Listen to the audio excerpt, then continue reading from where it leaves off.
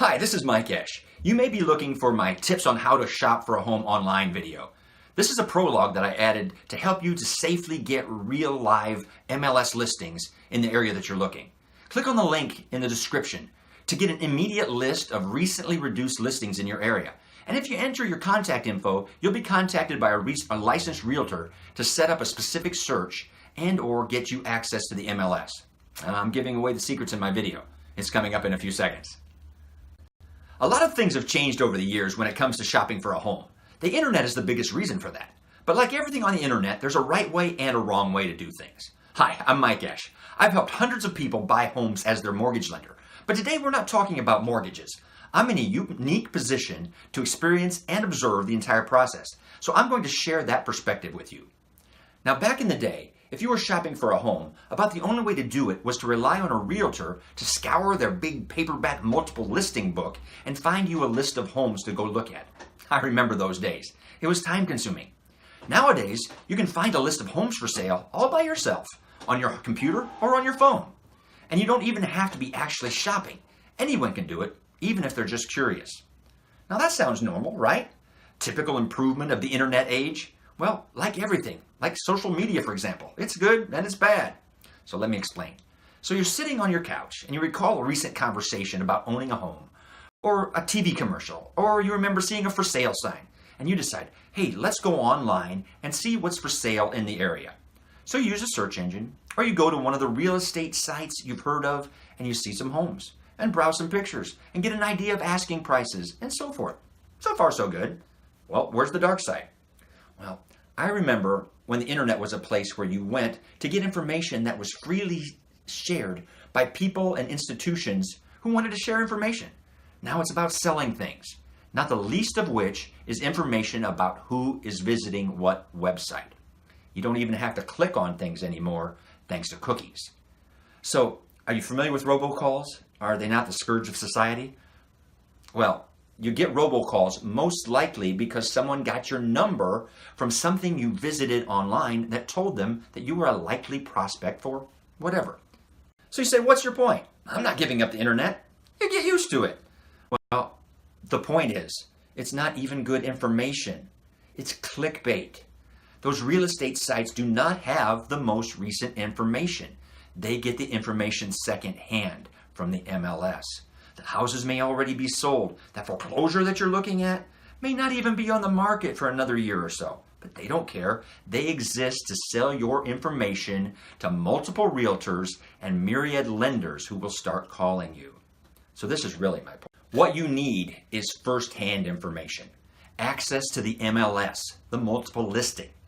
The same organization that used to print out that old book for my realtor, that book is now web-based and accessible to realtors. So yes, we still need realtors. A good realtor can get you access to the MLS or send you the latest listings as they come out. Sort of the same way they did it back in the day, by fax or by hand. So I'm not expecting you to avoid the internet or even suggesting it. I'm recommending that you get away from the commercial lead generation types of site as soon as possible to minimize your exposure to spam and maximize the quality of the information that you're getting. And that sounds like the way to use the web, right? Okay, so now we've got to find a realtor to get us on the MLS. Now, if you had good experience with a previous realtor, great. If you have a recommendation from a friend, great. If you hit it off with one of the realtors that called you after you went online, fine. But here's a side note that could save you pain. If you have a recommendation from a family member that you use a relative, find as sweet of a way as possible to say no. Just say no. Let me put it this way. The number one rule to me of choosing an online store that I've never used before is their return policy. You need a realtor with a return policy. In other words, one that you can fire if it doesn't work out. You can't fire a relative without horrible collateral damage. So believe me, this is probably one of the most important things I'm sharing with you. So now you've got a realtor and you've given them your criteria and they're sending you everything that hits the MLS the moment it shows up. Stop running back to that old girlfriend. What? That old online real estate site with the second-rate information. We've already established that. You've got the real thing. What do you want with that? Well, I saw this house online that she didn't send me. Okay, well, then either that house does not fit your criteria, or it's not currently on the market, or maybe it's for sale by owner. Now, let's break down the elements of that last statement. Either trust your criteria or loosen them so that more houses show up on your list, such as expand your area or require fewer bedrooms, etc. As far as being on the market, trust the MLS.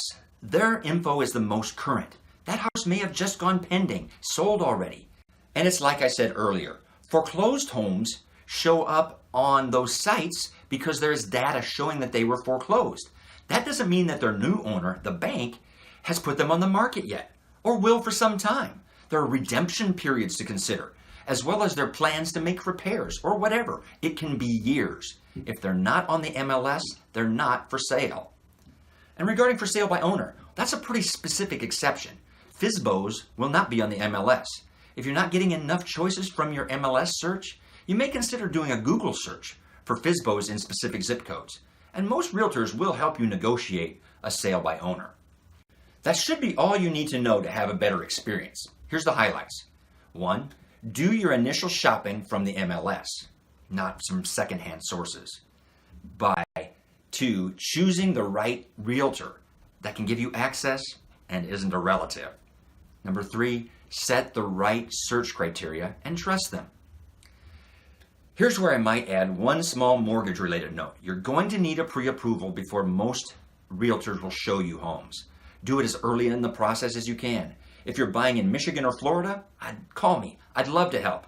Otherwise, check out my How to Choose a Mortgage Lender video on YouTube. Happy house hunting.